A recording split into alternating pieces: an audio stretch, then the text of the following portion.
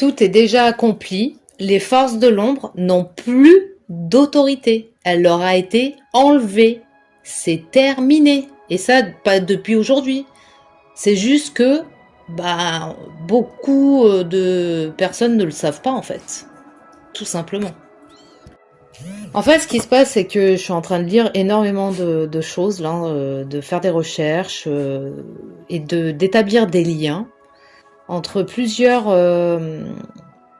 écritures, en fait, et tout en à chaque fois validant, moi, à l'intérieur de moi, comment je le ressens, si ça sonne vrai ou si ça sonne faux. Parce qu'à un moment donné, je dis toujours, je me dis, en moi, en fait, j'ai comme un truc que j'appelle le mesureur de vérité. C'est comme un truc inné qui est là et qui sait si là c'est vrai, ce que dit les écrits ou ce que dit ce que je suis en train de lire ou les personnes si je regarde une vidéo, et si c'est faux. Donc c'est important d'écouter ce truc à l'intérieur en fait. Donc là, on va commencer déjà par un bouquin qui s'appelle Le combat spirituel de Jérémy Potin. Alors Jérémy Potin, c'est un pasteur qui a exercé 5 ans au sein de l'équipe pastorale de l'église Clé à Montpellier. Et en fait, il est aujourd'hui un ministère associé à cette même église et il sert au sein de l'église, de l'équipe pastorale, de l'église qui s'appelle Destinée, située sur l'île de la Réunion. Et j'aime bien parce qu'à chaque fois je demande et hop, je tombe comme par hasard sur des personnes ou sur des écrits ou sur des trucs. Bref. Donc moi, pour faire la présentation, c'est que je ne suis d'aucune religion. Mais j'aime bien quand même aller chercher. Moi, je suis curieux, j'aime bien aller voir. J'aime bien faire des liens, j'aime bien aller chercher à droite à gauche des choses. Et je prends par rapport à ma grille de lecture, bien entendu, et par rapport à mes ressentis. Donc après, c'est à vous de voir par rapport à vos propres ressentis. Mais il y a quand même des choses qui sont dingues. Dingues. Et en fait, dans ce livre, Le combat spirituel de Jérémy Potin, chapitre 2, donc lui, il parle avec ses mots, hein, et il dit « Satan n'a plus d'autorité ». En fait, Satan, lui, on lui donne plusieurs noms. Hein. Dans la parole de Dieu, comme on dit le diable, Belzébuth, Lucifer, prince de ce monde, ou bien le prince de la puissance de l'air. En fait, il est toujours dépeint comme étant hostile à Dieu et travaillant à renverser ses desseins. Le livre raconte, donc le livre Combat spirituel de Jérémy Potin, que Satan, dans son orgueil, voulut être l'égal de Dieu. Le jugement de Dieu est donc tombé sur lui et Satan fut précipité sur terre. C'est la chute.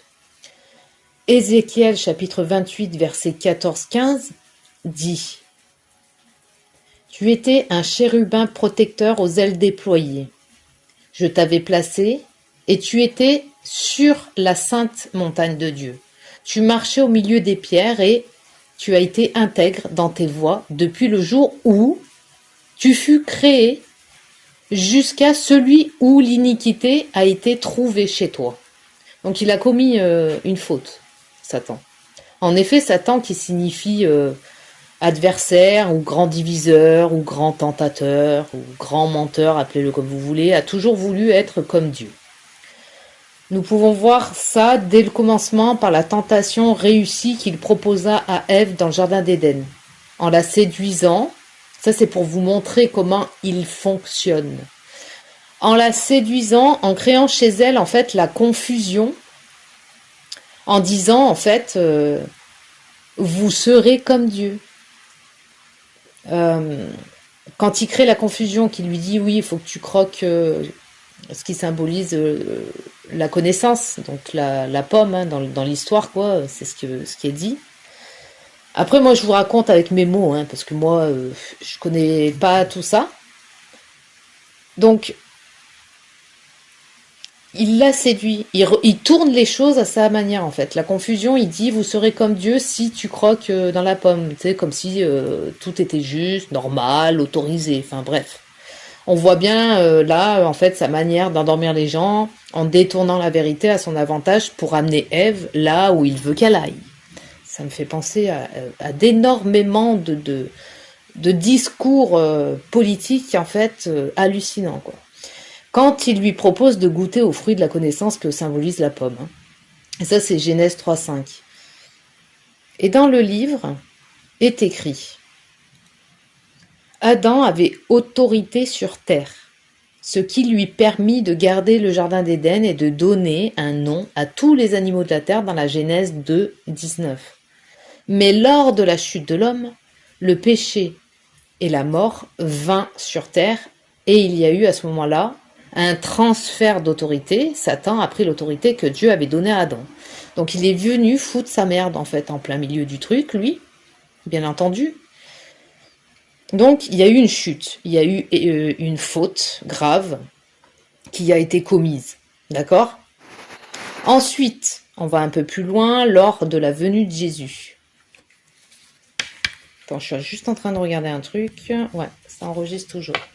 Lors de la venue de Jésus, qu'est-ce que ça dit? Jésus, en fait, ça dit que par sa mort et sa résurrection sur la croix, Jésus a dépouillé Satan et son armée.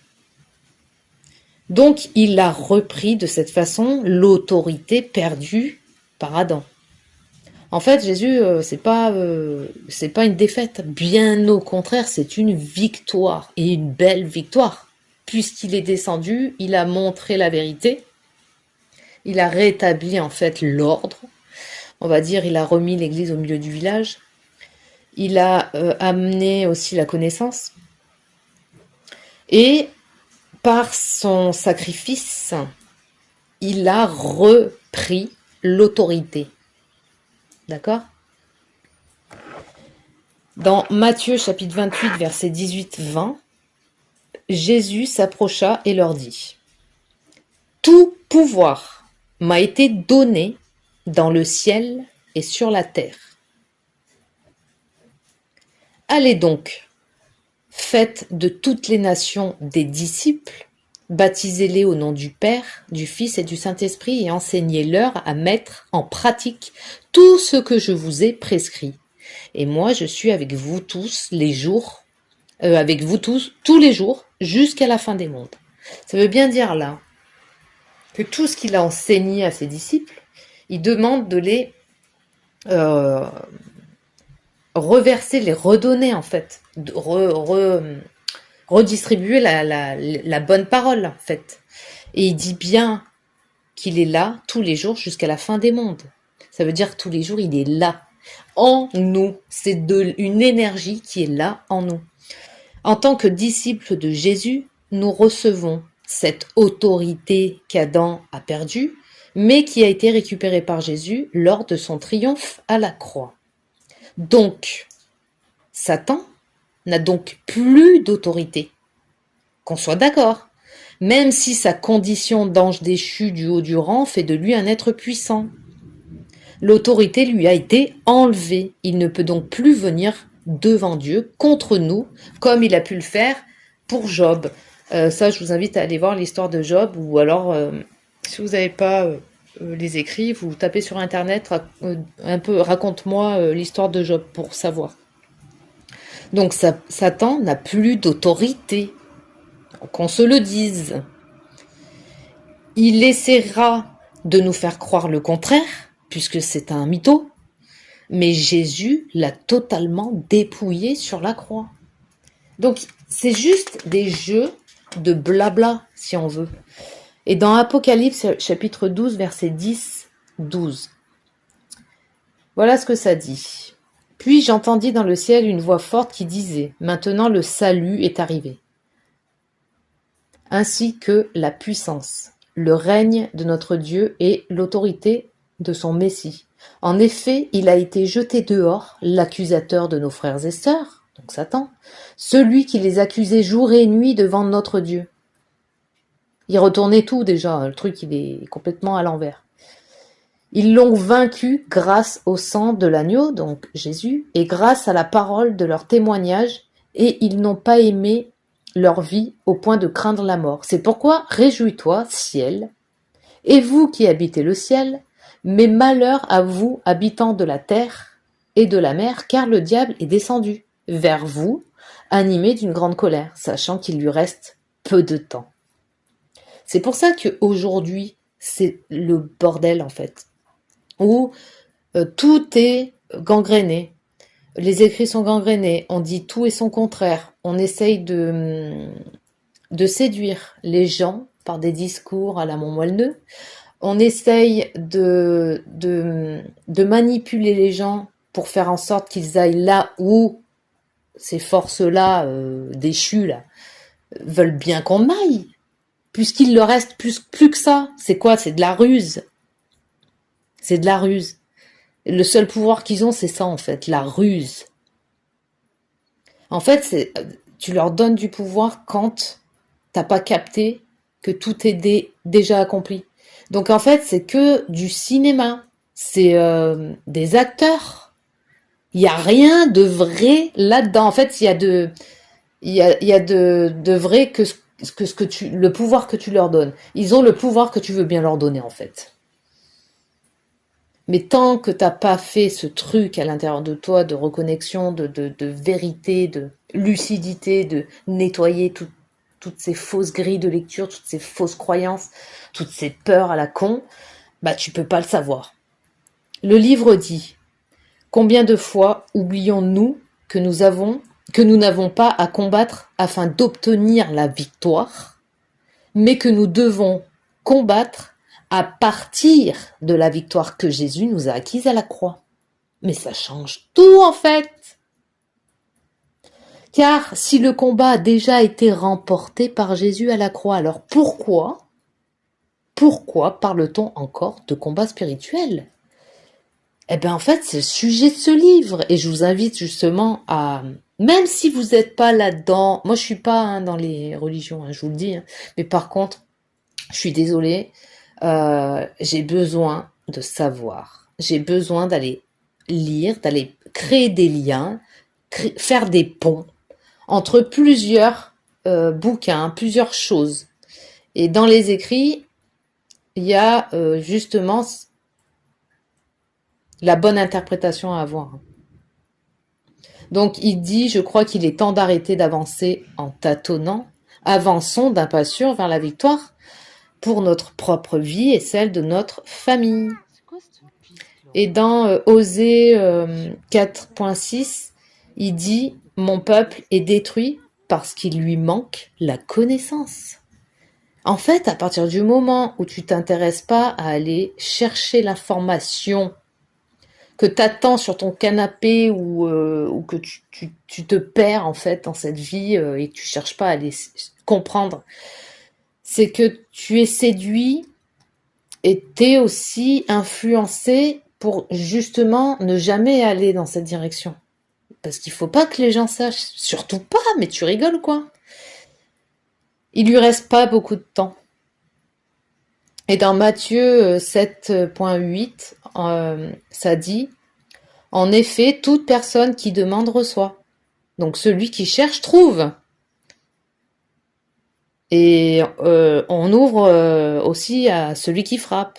Donc celui qui cherche pas, bah il trouve pas. Hein. Celui qui a pas envie de savoir, bah il sait pas. Et du coup, il est complètement influencé par les autres forces. Mais justement, mais c'est du pain béni pour eux.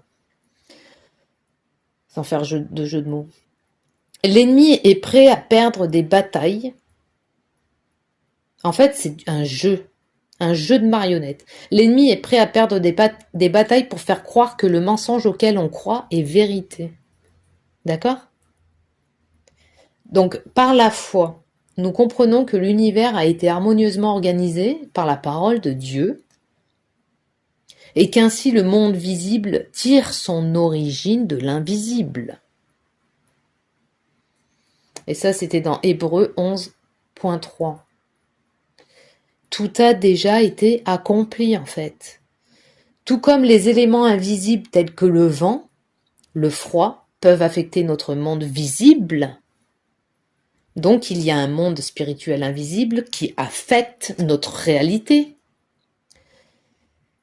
Et Jean, dans 18.32, dit « Mon royaume n'est pas de ce monde », répondit Jésus. D'accord ? Nous sommes de ce monde, mais pas de ce monde. Nous sommes dans ce monde, mais pas de ce monde. Donc là, c'est important de vraiment de se dire, mais waouh, oh la supercherie, quoi, le truc de malade. Et en fait, on va voir un peu plus loin les stratégies de Satan. Comment il opère, lui ? Donc, voyant qu'il n'a pas d'autorité afin d'entrer dans la cité de nos cœurs et de notre esprit, mais en fait, il utilise donc une autre stratégie, celle de la ruse. En fait, le serpent était le plus rusé de tous les animaux sauvages que l'Éternel Dieu avait fait. Genèse 3.1. Donc, Satan va tout faire pour essayer de nous aveugler au sujet de notre autorité. En fait, quand tu le sais pas. Quand tu sais pas qu'en fait, tu as une autorité, un truc, une puissance de fou, bah, il te fait croire que toi, t'as rien du tout, que t'es rien du tout. Un rien, quoi. Donc, il va essayer de nous aveugler au sujet de notre autorité afin de prendre le dessus sur nous. Et il va tout tenter, mettant en place les unes après les autres, inlassablement, des stratégies de ruse pour avoir l'avantage sur nous. Et voyez, mais il y a juste à observer comme ça se voit. Mais c'est tellement visible. Donc Pierre 5.8, ce que ça dit. Soyez sobres, restez vigilants. Votre adversaire le diable rôde comme un lion rugissant, cherchant qui dévorer. Donc il fait quoi ? Il sème le doute dans nos cœurs afin d'avoir l'avantage sur nous. Donc dès que tu as un doute, tu te dévies en fait de cette vérité, de cette autorité, de la vérité tout simplement. Tu crées une ouverture, une porte ouverte, une faille, et là, mais direct il va s'engouffrer. Oh, qu'il est triste de constater les dégâts que cela provoque dans le cœur du peuple de Dieu. Donc les descendants du peuple de Dieu. Vigilance à chaque instant.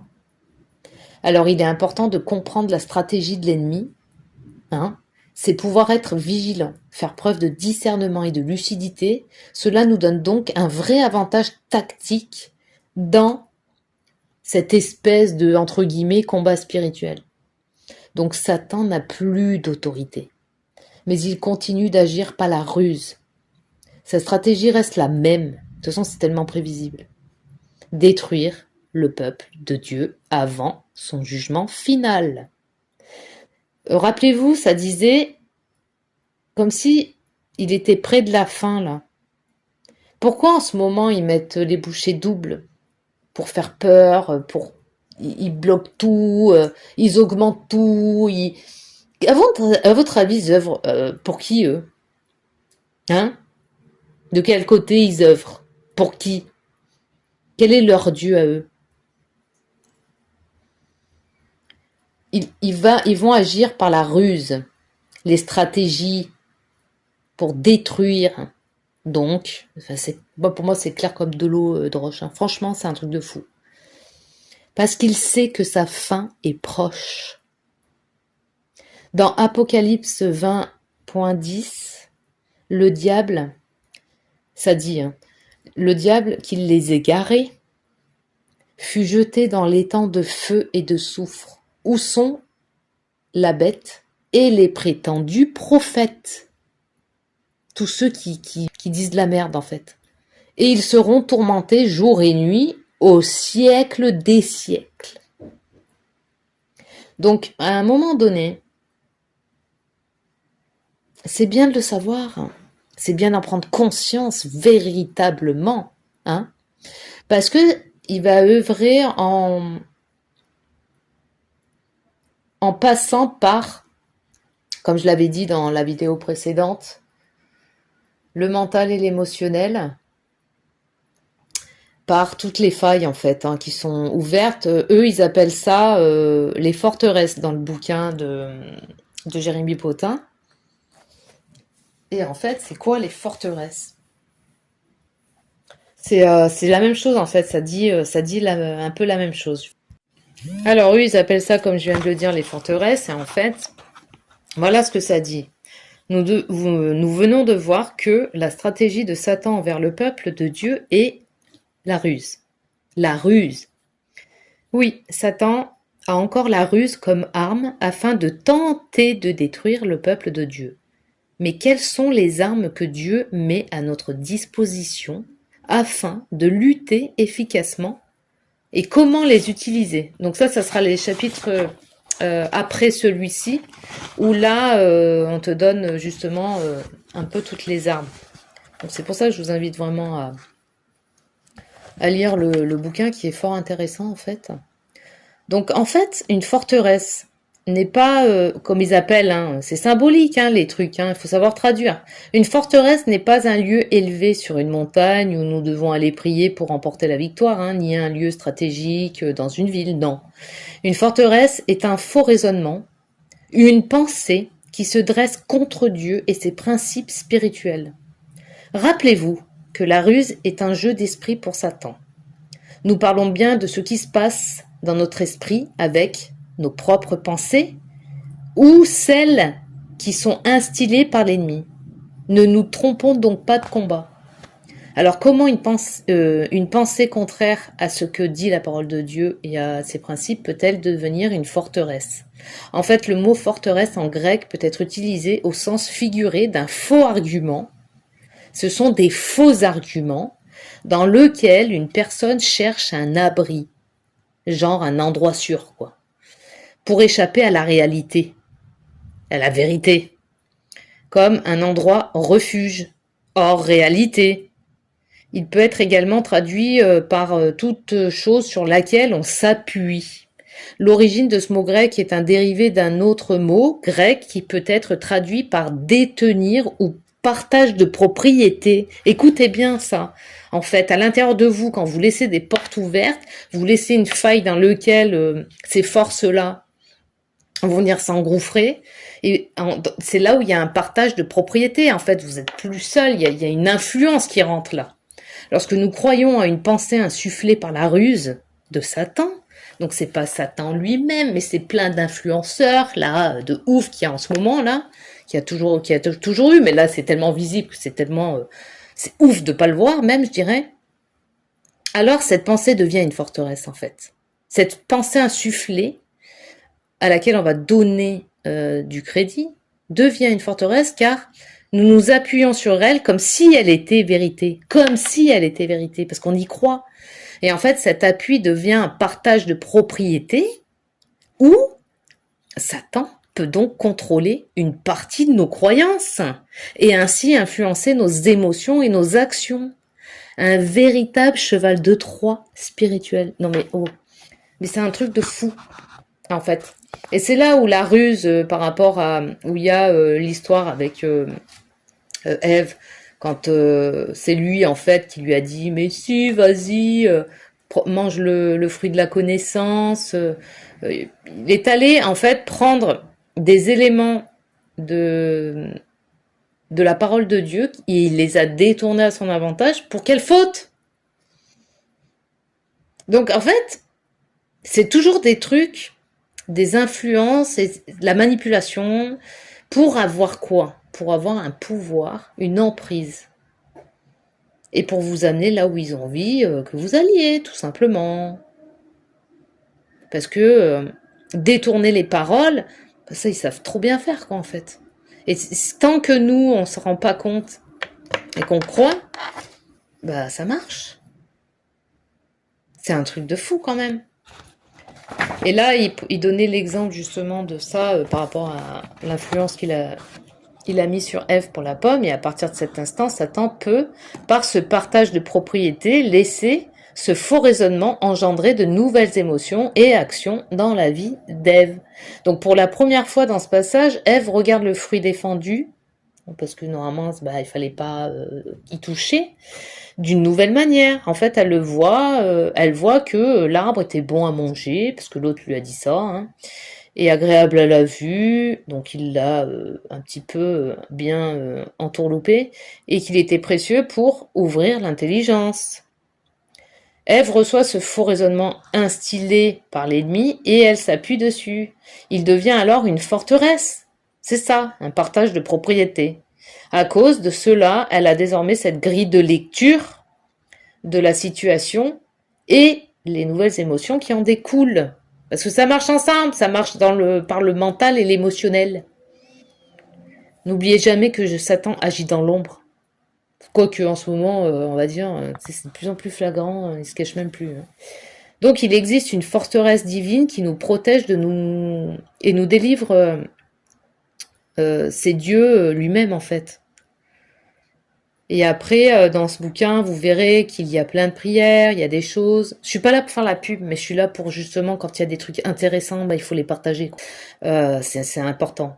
Donc quand attention au doute, la mise en doute par rapport à la parole. On essaye de gangréner, en fait, c'est déformer la parole de Dieu par ajout, soustraction, critique, rationnelle et subjective. Et de la merde, quoi, comme d'hab. Mais il faut vraiment avoir un esprit de recul, d'observation, de ressentir en vous, comme je disais, par rapport aux mesureurs de vérité. Plus vous allez l'aiguiser, cet outil qu'on a en soi, là, que j'appelle ça le mesureur de vérité, où ça me dit non, mais là, il y a un truc. Donc, comprenons bien ceci. L'ignorance de l'homme est l'une des conditions primordiales et nécessaires de la ruse et de la séduction de Satan. L'ignorance facilite dans une grande mesure l'activité de Satan comme séducteur. Et dans Osée 4.6, je sais pas comment on dit, je dis 4.6, mon peuple est détruit parce qu'il lui manque la connaissance. Mais l'Esprit dit expressément que dans les derniers temps, certains abandonneront la foi pour s'attacher à des esprits trompeurs et à des doctrines de démons. Et ça, c'est 1 Timothée 4.1. Et encore une fois, il est important de comprendre que la connaissance de la parole de Dieu est essentielle pour tout enfant de Dieu.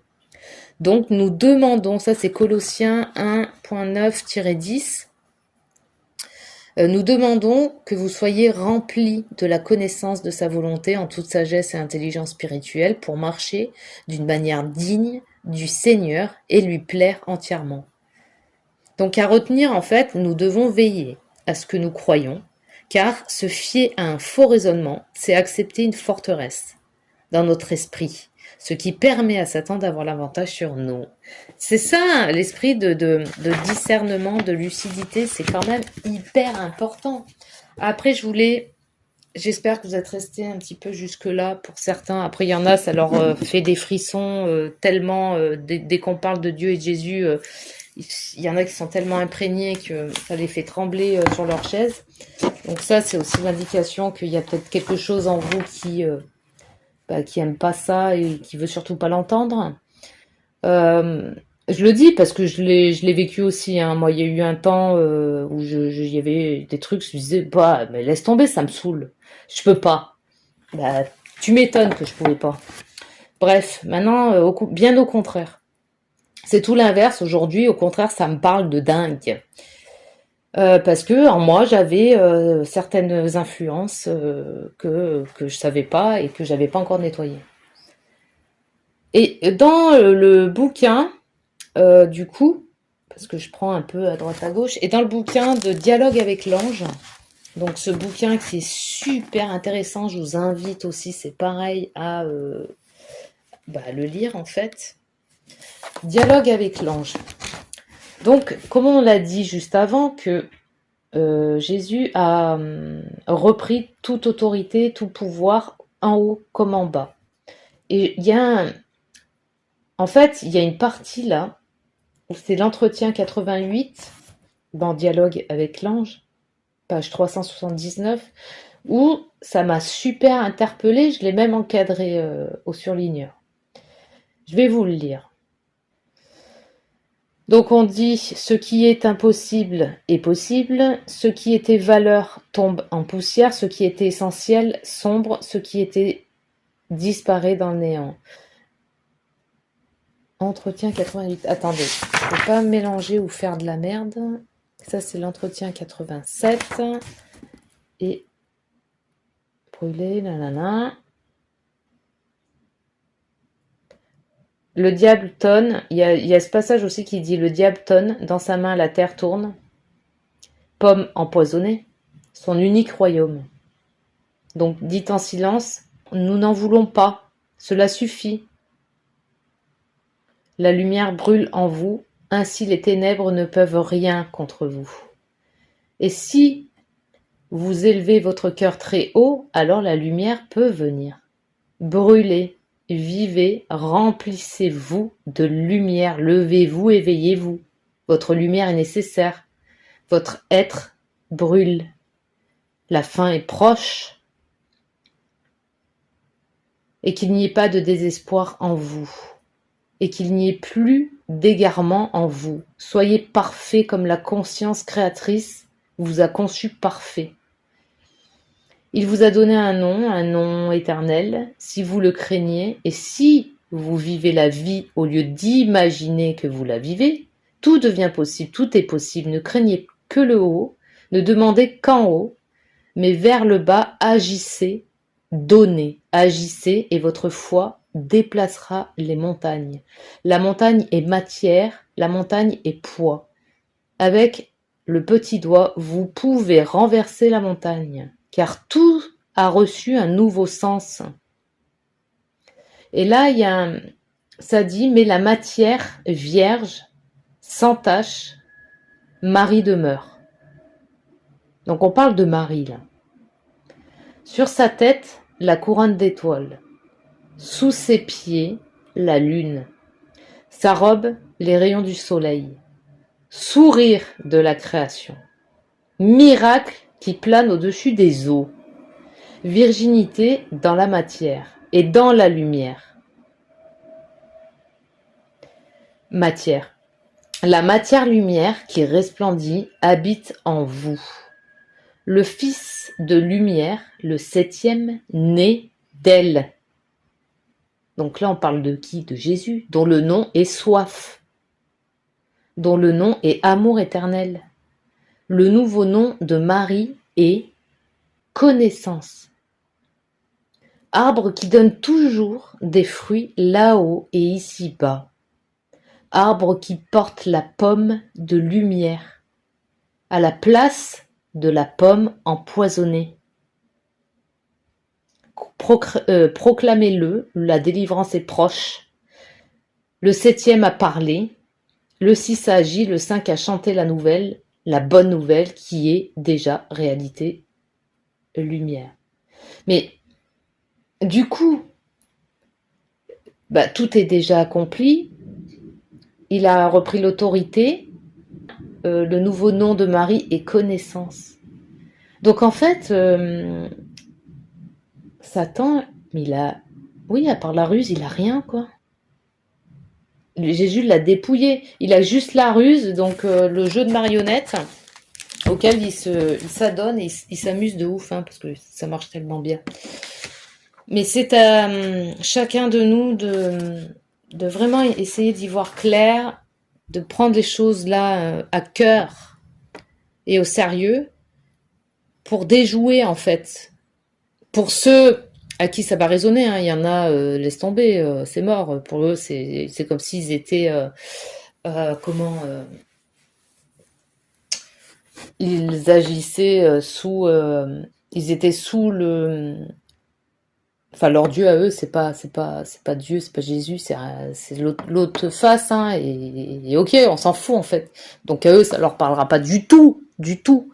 Mais il y en a qui sont juste sous influence, qui sont des enfants de Dieu, mais qui sont sous influence. C'est à ceux-là que je m'adresse, en fait. Tout simplement par rapport à ce message. Donc voilà. Je vais m'arrêter là pour pas vous perdre trop. Ça fait déjà 35 minutes. Voilà le petit message que je voulais faire passer. Allez. Sur ce, je vous dis à bientôt.